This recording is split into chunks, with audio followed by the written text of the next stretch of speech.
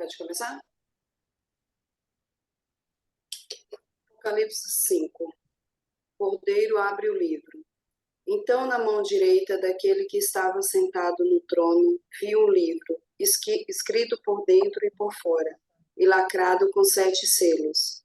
Vi um anjo poderoso que perguntava em alta voz: quem é digno de romper os selos desse livro e abri-lo?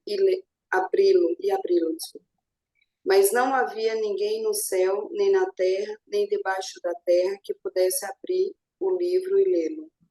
Comecei a chorar muito, pois não se encontrou ninguém digno de abri-lo. Então um dos 24 anciãos me disse: não chorem, vejo o leão da tribo de Judá, o herdeiro do trono de Davi. Conquistou a vitória, ele é digno de abrir o livro e os 7 selos. Então vi um cordeiro que parecia ter sido sacrificado, mas que agora estava em pé entre o trono e os 4 seres vivos, e no meio dos 24 anciãos. Tinham 7 chifres e 7 olhos que representavam os 7 Espíritos de Deus, enviados a todas as partes da terra. Ele deu um passo à frente e recebeu o livro da mão direita daquele que está sentado no trono. Quando o Cordeiro recebeu o livro, os 4 seres vivos e os 24 anciãos se prostraram diante dele. Cada um tinha uma harpa e taças de ouro, cheias de incenso, que são as orações do povo santo, e entoavam um cântico novo com estas palavras: Tu és digno de receber o livro, abrir os selos e lê-lo, pois foste sacrificado, com teu sangue comprastes para Deus pessoas de toda tribo, língua, povo e nação. Tu fizeste delas um reino de sacerdotes para nosso Deus, e elas reinaram sobre a terra. Então olhei novamente e ouvi as vozes de milhares e milhões de anjos ao redor do trono, e também dos seres vivos e dos anciãos. Cantavam com forte voz: digno é o Cordeiro que foi sacrificado de receber poder e riqueza, sabedoria e força, honra, glória e louvor. Depois ouvi todas as criaturas no céu e na terra, debaixo da terra e no mar, cantarem: louvor e honra, glória e poder pertencem àquele que está sentado no trono, e ao Cordeiro para todo sempre. E os 4 seres vivos disseram: amém. E os 24 anciãos se prostraram e adoraram. Amém. Só a leitura já emociona a gente, né? Que é uma visão assim fantástica, né? E aí, deixa eu falar menos hoje, falem mais vocês. Que vocês pensaram aí nos verbos, pensaram nos tempos, né? Dos verbos, pensaram na cena. O que entenderam dessa cena?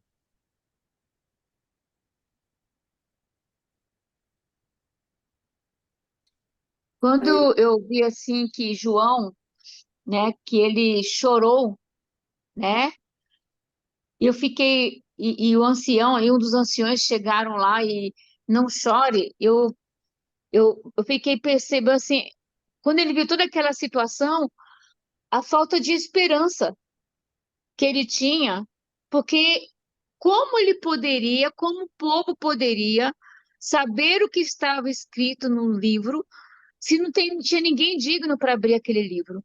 Então, eu só imagino o desespero dele, né? Porque ele estava ali de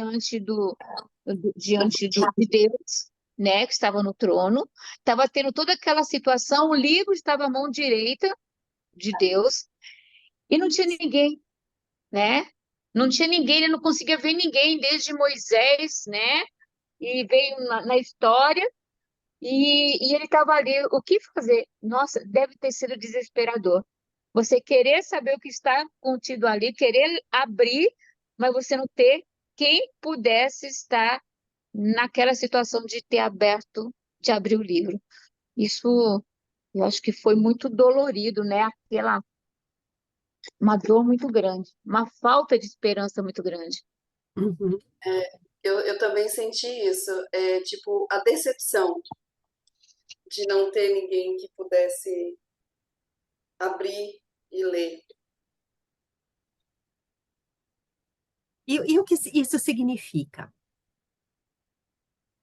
Que só Deus tem o poder, só Jesus Cristo tem o poder de fazer isso, né? Que É, não, nada está nas nossas mãos. mas eu digo assim, o que que significa esse livro? O que que é esse livro aí? Vamos pensar no livro primeiro. Toda a história. Toda a história da humanidade. A sua história estava escrita lá nesse rolo. Já pensou nisso? Ele estava escrito na frente e atrás, né? É uma história longa. E A sua como, história estava escrita lá, e como. né? Então, não era possível você existir, não era possível a história existir se não tivesse alguém digno. Sabe uma coisa que eu achei interessante? Não sei se vocês notaram, que fala que não existia ninguém digno no céu, na terra ou debaixo da terra. Que às vezes a gente acha, por exemplo, que nós não somos dignos, mas o anjo, por exemplo, seria digno, né?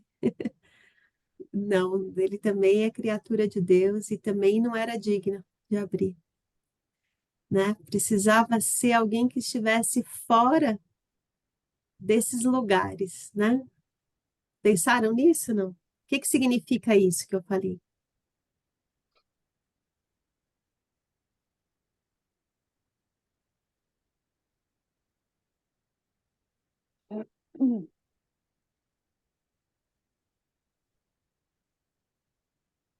Quem que se lembra de João 1:1?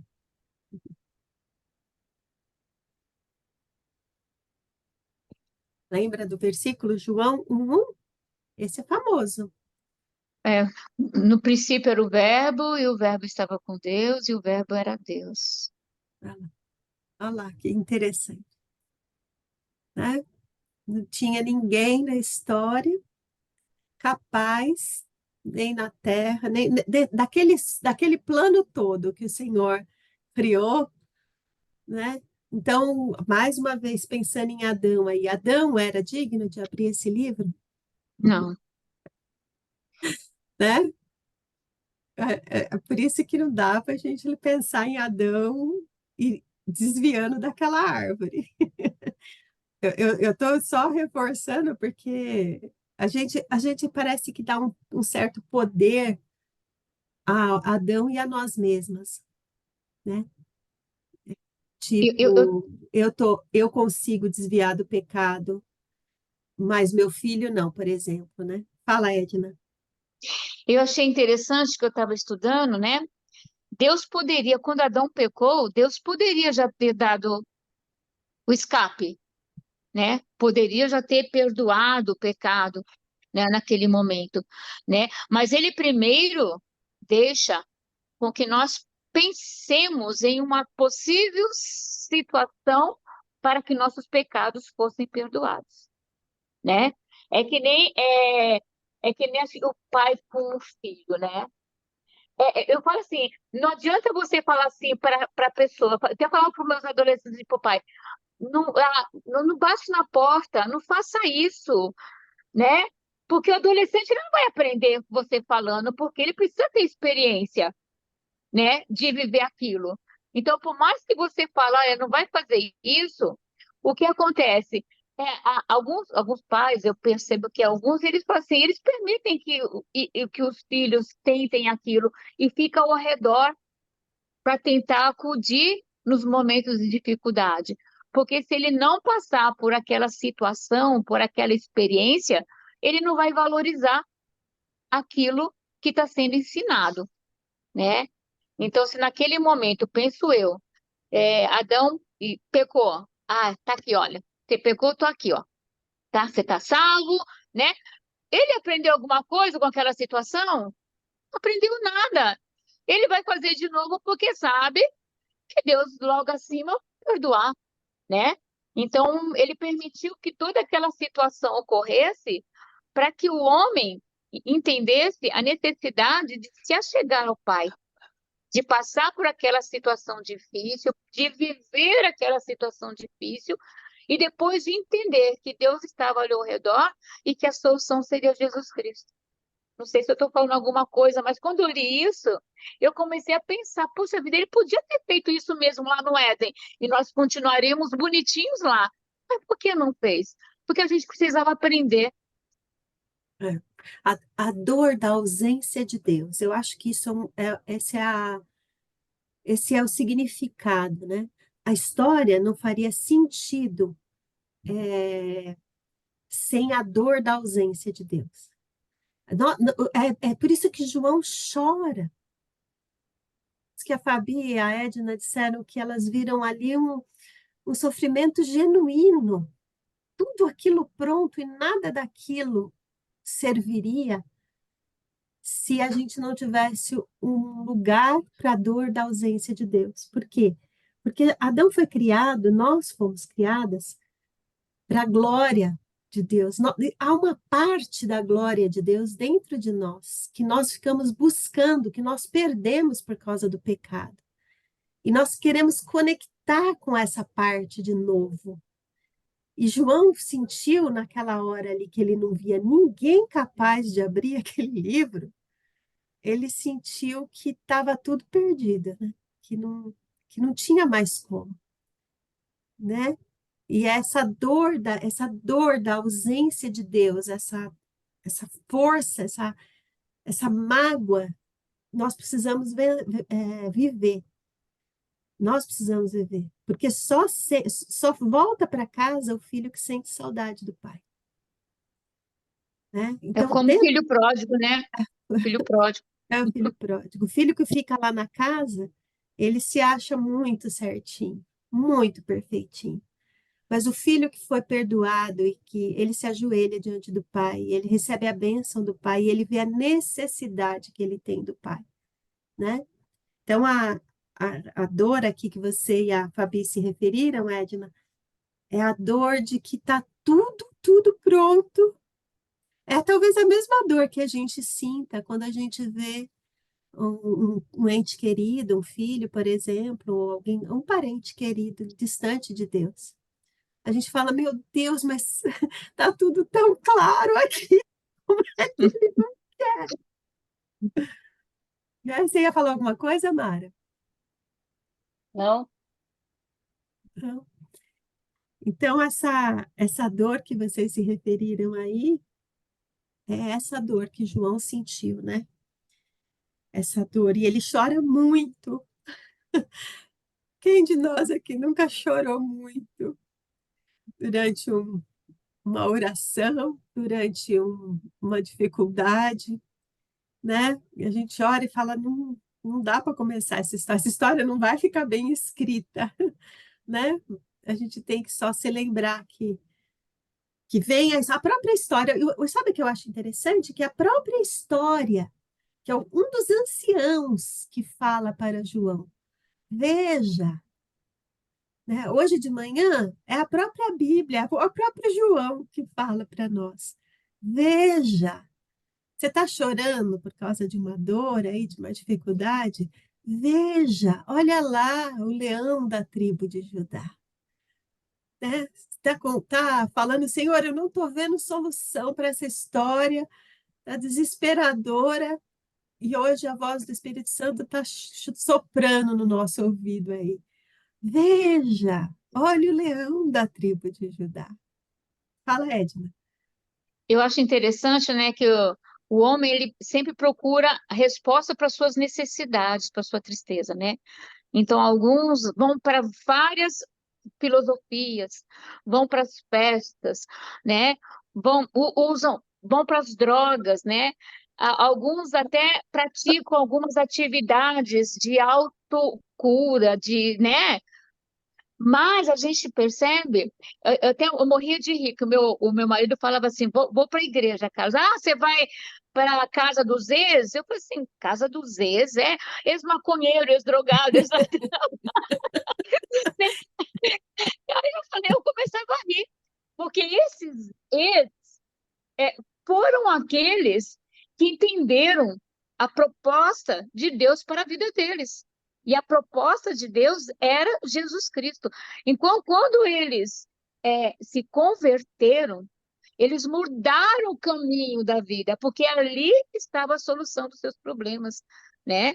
É aquele que era, porque não encontrava solução nenhuma para os seus problemas, mas quando eles se deparam, e acho que e João também, né?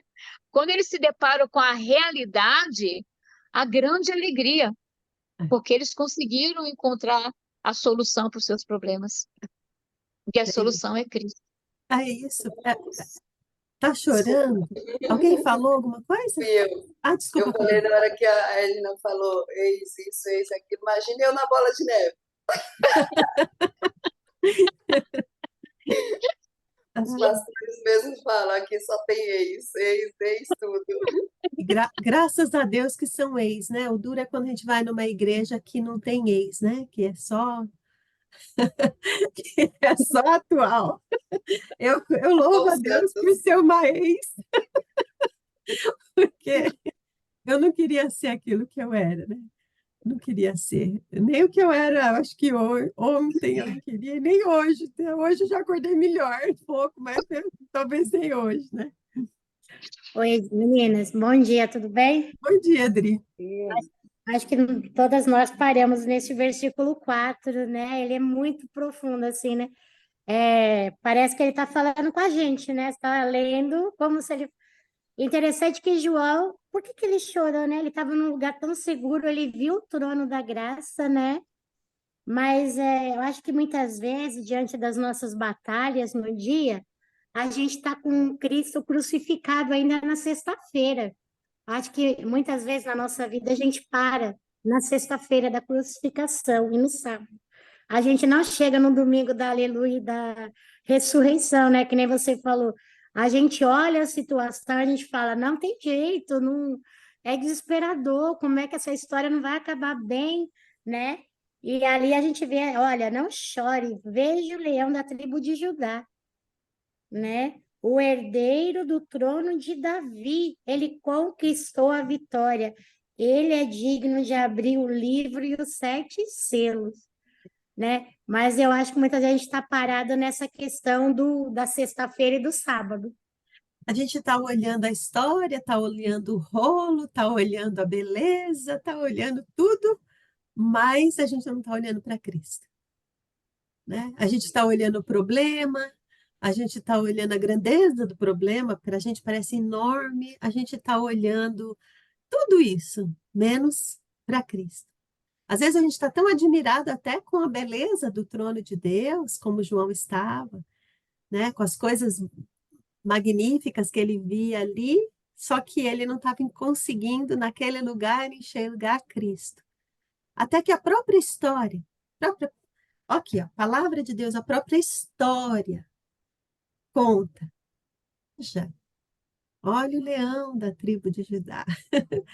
Né? Que momento é esse que a gente para de olhar para os problemas, para nós, para isso, para a religião, para a história, e olha para Cristo, né? E é interessante que quando ele olha para Cristo, ele vê o leão da tribo de Judá, que ele vê? Um aspecto de cordeiro, né? Ah, que Ele vê ele como se tivesse saído de um sacrifício, né? Acho que ele vai, quando ele viu Jesus ali na cruz, né? Acho que parece que tem uma coisa desse tipo, porque ele vê alguém parecido que tinha passado por um sacrifício, passado. Né? Essa parte também me chamou muita atenção. Acho que até para reconhecer mesmo que era Jesus, né? Porque ele tem a imagem daquele que tinha sofrido, daquele que era quem ele conheceu de perto, né? Acho que foi bem interessante ver isso. Ele não viu o esplendor, ele vê depois, mas a primeira imagem é daquele que sofreu. Nossa, eu achei isso fantástico, para dizer para sou eu, né? Sou eu mesmo. É. E é interessante que isso tem muita importância para o resto do texto, né? A gente busca, o povo judeu buscava um Messias, rei da tribo de Judá, raiz de Davi, né? Como o profeta Isaías fala lá no capítulo 53, procuravam alguém assim, mas só que eles viram o quê? Um servo sofredor, né? E eles não reconheceram ele como Deus e nem como Messias, porque olhando para ele, Isaías diz isso, né? Não havia nenhuma beleza para que nenhum poder para que a gente o desejasse. Quantas vezes a gente busca nas igrejas, inclusive, esse Jesus do poder, que nos dá toda essa autoridade, esse poder, eu oro e cura, e Jesus cura. Jesus cura, gente. Jesus transforma, Jesus faz, né? Mas a gente vai em busca desse que faz o milagre, que nos dá poder. Eu sou a queridinha de Jesus para ter poder. E na verdade, Jesus vem como um servo cordeiro sacrificial. Será que eu estou disposta a me parecer com Jesus? A ser um servo cordeiro, oferecido em sacrifício para que muitos reconheçam? Será que eu estou disposta a passar pela dor, pelo sofrimento, pela cruz? Será que eu estou disposta a carregar a minha cruz? Ou eu quero ser igual o Jesus leão da tribo de Judá? Porque é legal ser o leão da tribo de Judá, e Jesus ele é. Mas seu cordeiro é que dá para ele os 7 chifres, né? 7 pontas na outra tradução, os 7 chifres e a, a, as 7 olhos, né? O que são aí? Ele fala o que são esses 7 chifres e os 7 olhos. Versículo, deixa eu ver qual. Versículo 6. Versículo 6. Pode ler, Adila. Então viu um cordeiro que parecia ter sido sacrificado, mas que agora estava em pé entre o trono e os 4 seres vivos e no meio dos 24 anciões. Tinha 7 chifres e 7 olhos, que representavam os 7 Espíritos de Deus enviados a todas as partes da terra. Esse é o poder de Cristo e o poder da igreja. A presença do Espírito Santo, a presença do Espírito de Deus nas suas diversas formas, né? Não é o irmão fulano que ora e cura, é o Espírito Santo que traz cura, é o Espírito Santo que visita, é o Espírito Santo que age. Essa é a força do Cordeiro, é de saber que a conexão dele, toda a honra, chifre significa, vocês sabem o que significa chifre? Chifre e olhos. Eu sei que fala que é o Espírito Santo, mas Olhos é a onisciência de Deus, né? É, e o eu chifre? tive. E o chifre, onde eu coloquei agora? Ponta, chifre, uma coroa com muitas pontas. O que significa? Quem tem mais ponta nas coroas, mais lastros nas coroas, o rei ou o príncipe?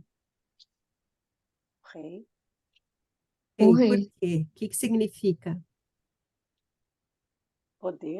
poder. Poder e honra, né?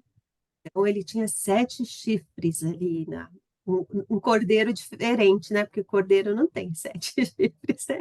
Mas, Edith, só que eu estava estudando aqui e eles falam que essa questão dos 7 chifres aparece aqui, né? Como o cordeiro temos 7 chifres, mas aparece também, né? 7 chifres em outros símbolos. Você podia me explicar a diferença? Aparece, o chifre sempre dá uma ideia de poder.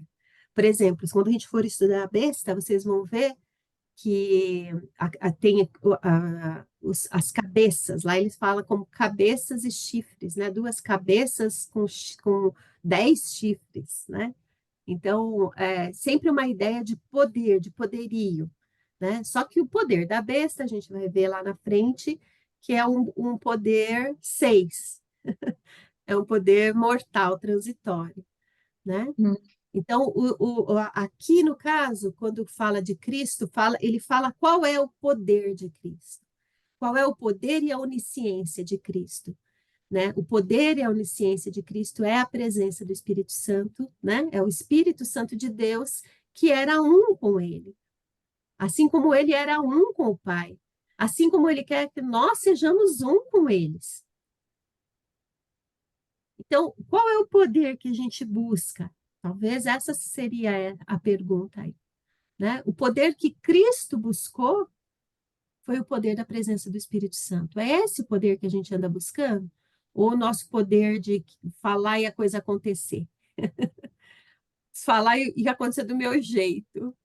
É interessante que Jesus não é chamado para escrever o livro, embora ele tenha escrito. Mas ele é chamado enquanto Jesus, enquanto cordeiro, enquanto carne humana, né? Ele é digno de abrir o livro, um livro que já está escrito. Por que que ele é digno de abrir? Porque ele obedece, ele se submete. Ele é digno. Ele se submete profundamente, totalmente, não sei que palavra para dizer isso no todo, absolutamente ele obedece, né? É que E, eu tava conversando no domingo, aí a pessoa falou assim, mas a gente está falando sobre oração, né? E a questão de muitos que oram, se for possível, né? E aí uma pessoa falou assim, pai, se possível, afasta de mim esse cálice, né? Aí a pessoa pergunta, mas por que a gente se ora assim? Se for possível, Senhor, faça isso, se for possível. Mas Jesus orou naquele momento na cruz, se for possível, afasta-se de mim esse cálice, né? Aí a pastora que estava na frente falou assim, porque ele já sabia que aquilo ia acontecer. Ele não estava conjecturando no que poderia acontecer, mas ele sabia que aquele cálice ele teria que beber. Então, por isso que ele usou a conjunção assim, né? Porque sabia que não tinha por onde sair, por ele ser obediente, um cego obediente, e sabendo do que ia passar, ele cumpriu aquilo que Deus tinha colocado para ele fazer. é. Eu tenho até uma teoria sobre isso, mas é minha, não é? Vocês não, não tem O Evangelho profundidade. segundo Edith. Ai meu Deus, não, tenha misericórdia. Mas eu fiquei pensando muitas vezes sobre qual o cálice que Jesus pede para passar. Com certeza não é o cálice da história escrita, porque ele sabia que ele ia passar por aquilo, né? Eu acho que assim, na minha teoria, o cálice era toda a dor do sofrimento humano. Ameniza o meu sofrimento nessa hora, Senhor. Ameniza. Mas Deus sabia que não podia amenizar, porque ele, como homem, ele tinha que Jesus tinha que viver a cruz como homem. Ele não poderia viver a cruz como Deus só. Ele precisava, porque na cruz existe uma coisa muito interessante. Ele se sente abandonado de Deus. Melhor sol, nem sol, né? Na cruz ele se sente abandonado de Pode Deus. contar aqui. A Esther está falando? Acho que não. Vou fechar ela. Na cruz, ele precisava ser abandonado. Por que que ele precisava ser abandonado? Porque na cruz ele receberia todo o nosso pecado. E Deus não habita no meio do pecado. A ausência, a ausência de Deus ia ser vivida por Jesus na cruz. E isso era muito dolorido, né? Porque você acha que Jesus ia estar chorando por causa da vergonha daqueles caras? Até da dor física, é claro que é muito dolorido, claro, mas a dor da ausência de Deus para ele era a maior dor. E essa é a dor que a gente vive quando a gente está distante de Deus, né? Essa é a dor que João estava ali, né? Essa é a minha teoria. Não sei se uma hora Jesus explica para nós direito. Bom, aí tem uma coisa interessante, depois dos 7 espíritos. No versículo 7, ele dá um passo à frente. Olha que eu acho isso tão legal. Ou na outra, na outra tradução mais antiga, fala assim que ele veio, ele vai diante do Pai. Não é uma pessoa que tem medo de dar um passo à frente, de ir diante de Deus. Olha que legal isso, né? Ele vai. E aí, nessa tradução, fala que ele recebeu do Pai. Na versão antiga, fala que ele tomou o livro da destra. Quer dizer, é aquele que tem intimidade com o Pai. Pode chegar diante do trono. Pode falar, daí. Pode me dar. Eu sou digno, né? Eu estou pronto, né? Achar interessante isso? Eu estava pensando nesse versículo, eu estava aqui lendo e estava pensando nesse versículo mesmo. Tem hora que a É. gente pode dar um passo adiante na presença de Deus, né? E falar, Pai, estou aqui, como Isaías lá. Quem enviarei? A gente é muito tímido às vezes. Eu não estou a gente não quer ser orgulhoso e não deve, e não deve.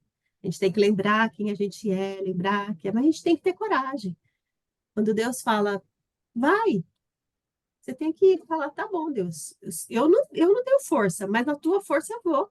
Eu sei que o Senhor vai preparar todas as coisas. Eu gosto de falar todas assim, porque a Cícera que fala assim, quando ela fala de João 16, lá que o Espírito Santo vai nos ensinar todas as coisas, né? Todas as coisas, né? João 16 fala isso, viu? Bom, aí ele vai e pega o livro da mão, né? E quando ele recebeu o livro, o que que aconteceu? Versículo 8. Quando o Cordeiro recebeu o livro, os 4 seres viventes, os 24 anciões, se prostraram diante dele. Cada um tinha uma harpa e taças de ouro cheias de incenso, que são as orações do povo santo, e entoavam um cântico novo com estas palavras. Eu quase morro de Continua? chorar quando eu leio isso aí. Quando eu leio que toda a história, né?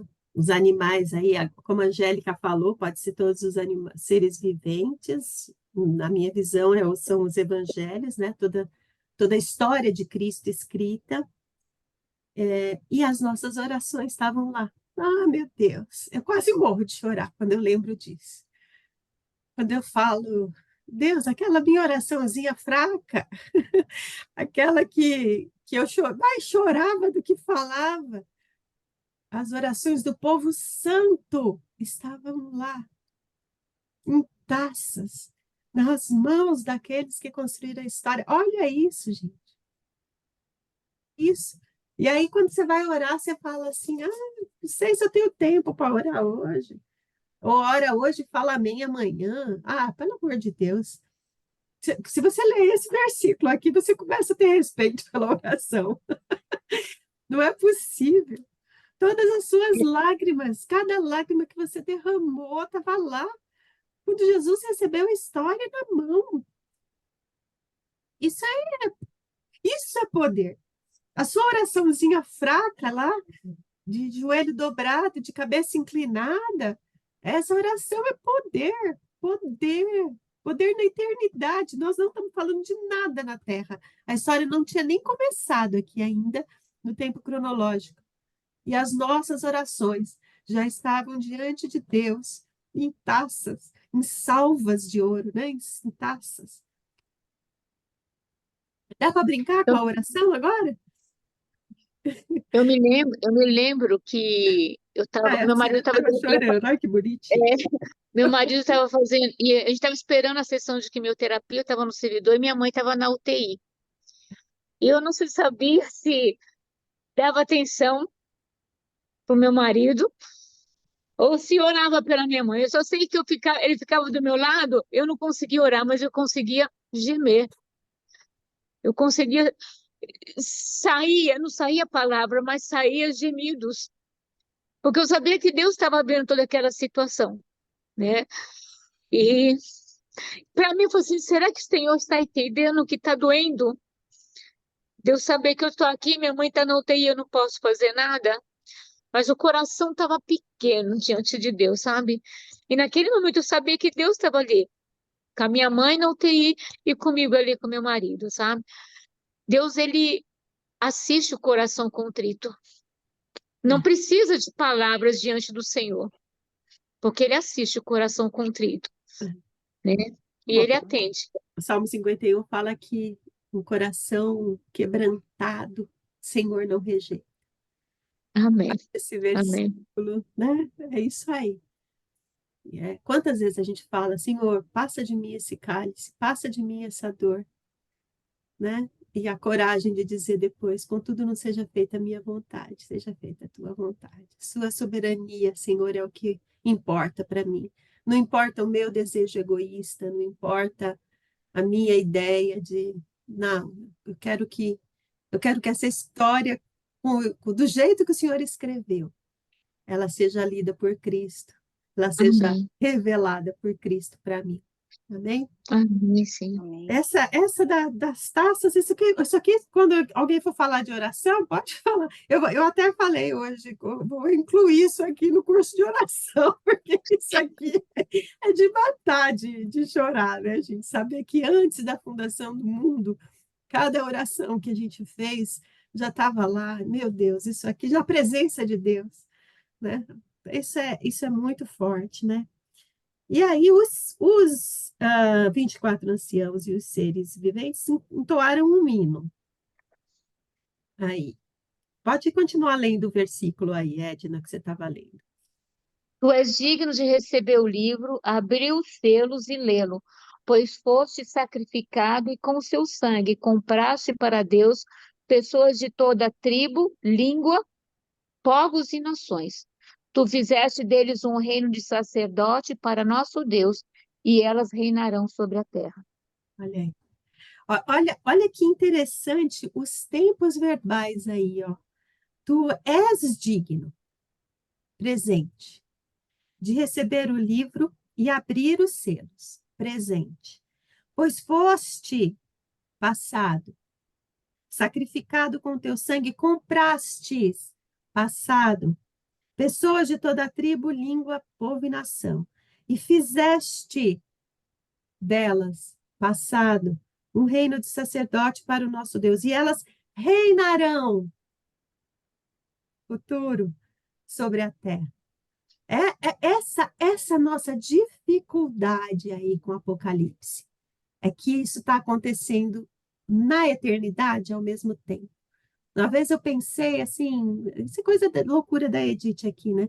Sabe um editor, já editaram texto? Texto no vídeo, a Edna que edita bastante vídeo, né?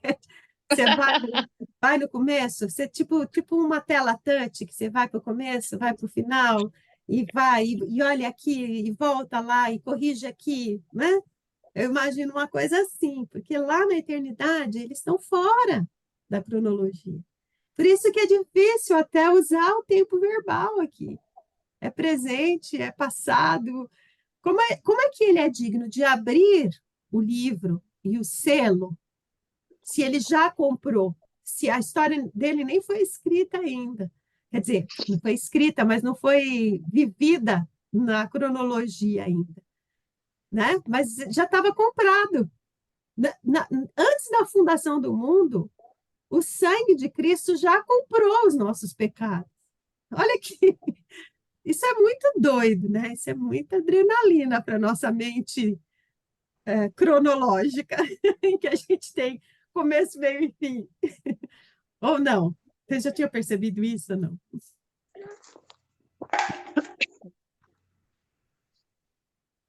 Ou eu estou falando muita loucura aqui hoje?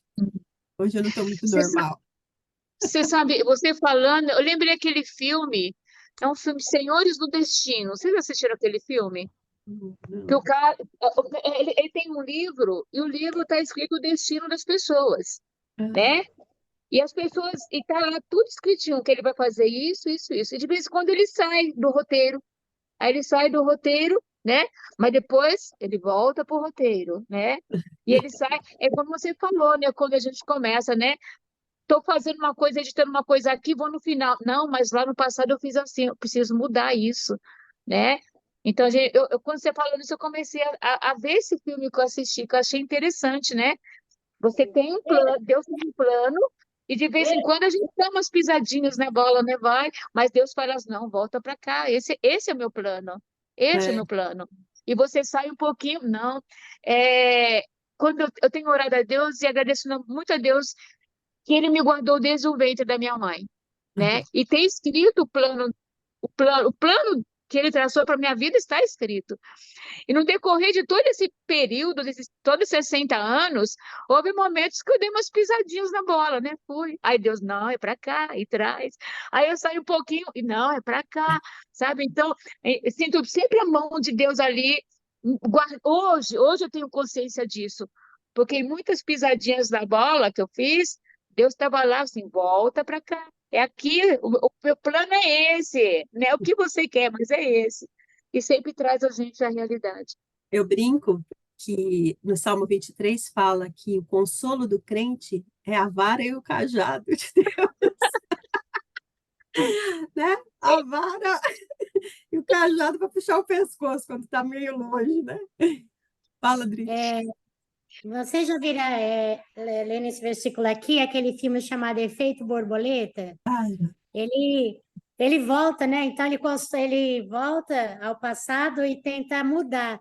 E cada vez que ele tenta mudar, é mais um problema que ele arruma quando ele volta para o futuro, né? Então, quando eu já estava lendo, estava lembrando dele, né? Toda vez que o homem tenta consertar a história, ele arruma outro problema, né? E só o Cordeiro realmente ele tem esse poder, né? Do passado, do presente e do futuro, né? Como a Edna diz, né? Às vezes a gente fala assim, nossa, como é que eu pude fazer isso? Como é que a gente age dessa maneira, né?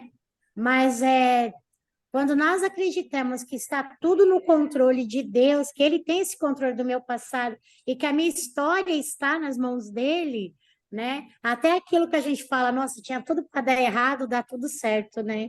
Eu creio que esse controle que Deus tem, quando nós confiamos, né? Então, aos meus olhos, nada vai dar certo, né? A gente olhar o Cristo na cruz naquele dia, meu, foi, acho que quando a gente estava estudando os evangelhos, a gente sempre comentava isso, né? Nossa, como é que pode o Cristo que curou, ressuscitou, agora ele está nessa situação, a gente daria tudo como perdido, porque a gente não sabia do domingo, é. né? A gente só sabia aquele momentinho ali da sexta-feira. Interessante também o que você estava falando, eu estava pensando, né? A gente não tem poder para mudar a nossa história passada, mas Cristo tem, né?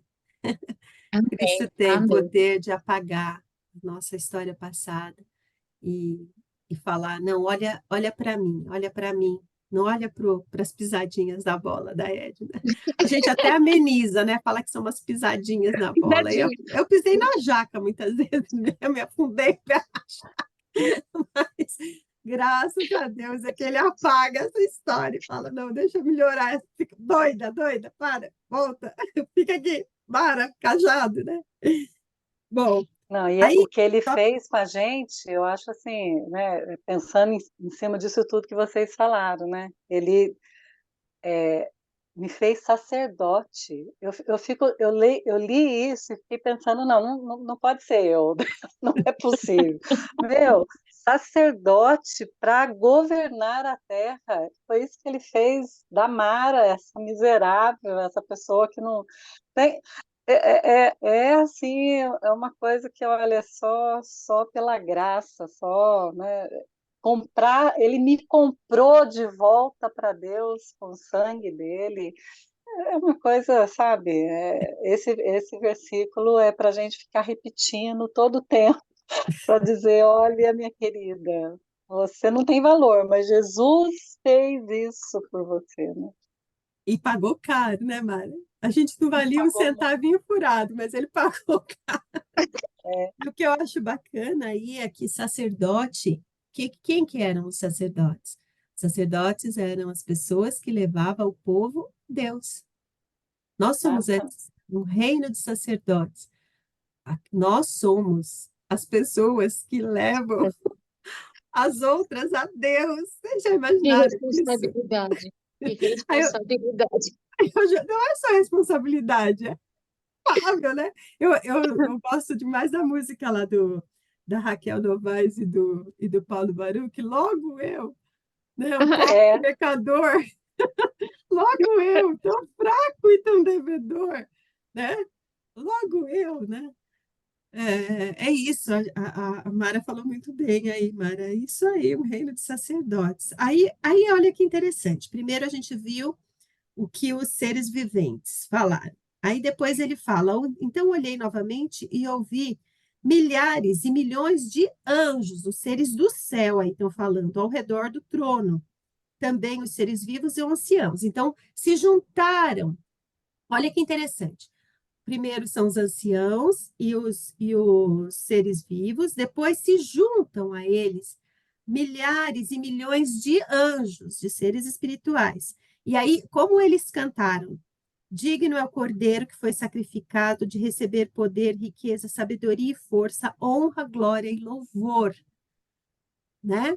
Então, toda a história escrita, todos os seres e todos os anjos. E depois, que é o versículo 13, ouvi todas as criaturas do céu, na terra, debaixo do mar. E daí, aí sim, é toda a história da humanidade, né? Todos os seres da humanidade falando louvor e honra e glória e poder pertence àquele que está sentado no trono e ao Cordeiro para todos sempre. É Amém. engraçado como ele vai juntando, né, as criações de Deus a esse todo. E os quatro seres, aí volta para os quatro seres vivos, que dizem amém, e os anciãos, quer dizer, a história dobrada, se prostram e adoram a Deus. Olha que final! Isso podia ser o final do filme aí, né? Mas esse é só o começo. Esse é um filme que é só o começo, já é assim. Daí não dá vontade de assistir esse filme todo, né? Se o começo é maravilhoso desse jeito, essa é aquela explosão do começo, né? Da alegria, da, da grandeza de Deus, da grandeza de tudo isso e da grandeza desse Cordeiro que é o centro da história, que é o único digno de abrir, de receber a história, de abrir o livro de tudo isso, né? E aí, gostaram do capítulo 5? Amei. maravilhoso. Amei. Pode ficar nele, é Né? Já à vontade. maravilhoso. Bom, vamos orar para encerrar, porque nós já passamos 5 minutos do nosso tempo. Vou pedir para a Edna orar hoje. Edna, pode ser? Amém. Amém. Senhor nosso Deus e Pai, como é bom, Senhor Deus, ó Pai, estar diante da Tua presença, como me sinto feliz, Senhor Deus, ó Pai, de ouvir a Tua palavra, Senhor, de saber, Senhor Deus, ó Pai, que Jesus Cristo, Senhor Deus, ó Pai, foi aquele que foi encontrado digno de abrir este selo, Senhor Deus, ó Pai, e de nos revelar, Senhor Deus, ó Pai, a Tua palavra, Senhor. Ó querido Deus, sabemos, Senhor, que somos indignos de estarmos na Tua presença, Pai, mas a pessoa de Jesus Cristo, Senhor Deus, ó Pai, nos faz nos achegar no Teu trono de graça, Senhor, e nos faz, Senhor Deus, ó Pai, entender, Pai, o Teu amor incondicional para cada um de nós. Senhor Deus, ó Pai, João se encontrava indigno, assim como nós, Senhor, também. Mas sabemos, Senhor, que teu amor, Senhor Deus Pai, tem nos constrangido, Senhor, a nos colocar diante dos teus pés, ó Pai, e saber que tu nos escolheu, nos elegeu desde a eternidade, Senhor, e tu nos faz, Senhor Deus, ó Pai, sacerdotes reais diante do teu altar, Senhor. E somos responsáveis, Pai eterno, para continuar testemunhando do teu grande amor para com teu povo, em que nos deste teu Filho Jesus Cristo, Senhor. E ele, Senhor Deus, ó Pai, cumpriu as tuas ordens, Pai. E hoje podemos estar aqui juntas, Senhor, estudando, Senhor, vendo, sentindo, Senhor Deus, ó Pai, e provando a manifestação do Teu Espírito Santo em nossas vidas, Pai. Ó, querido Deus, abençoa, Senhor, cada uma das irmãs que esteve aqui presente, Senhor. Que saiamos, Senhor Deus, ó Pai, deste estudo, Senhor, repleta, Senhor Deus, ó Pai, de alegria, de satisfação, sentindo, Senhor Deus, ó Pai, que Teu Espírito Santo, Senhor Deus, ó Pai, vive em nós, que Teu reino, Senhor Deus, ó Pai, já se faz presente em nossas vidas, Senhor Deus, ó Pai, e que, Senhor Deus, ó Pai, em todos os minutos, te agradecemos, Senhor, pelas Tuas misericórdias que são derramadas sobre nossas vidas, Senhor, e que se vivemos e morremos, Senhor, fazemos isso, Senhor Deus, ó Pai, porque Cristo, Senhor, deu esse exemplo primeiro para nós, Senhor, e nos colocamos diante do Teu altar, Senhor. Abençoa, Senhor Deus, ó Pai, este dia que segue, Senhor. Dá-nos uma semana, Senhor Deus, ó Pai, na Tua presença, e que continuemos a refletir sobre a Tua palavra, Pai, porque sabemos que ela não volta vazia, mas ela sempre encontrará um coração, Senhor, que necessita falar desse tão grande amor que foi derramado na cruz do Calvário, Senhor Deus, ó Pai, pelo Teu Filho Jesus Cristo. Em nome de Cristo Jesus, eu te louvo e te agradeço. Amém, ó Pai. Amém. Amém.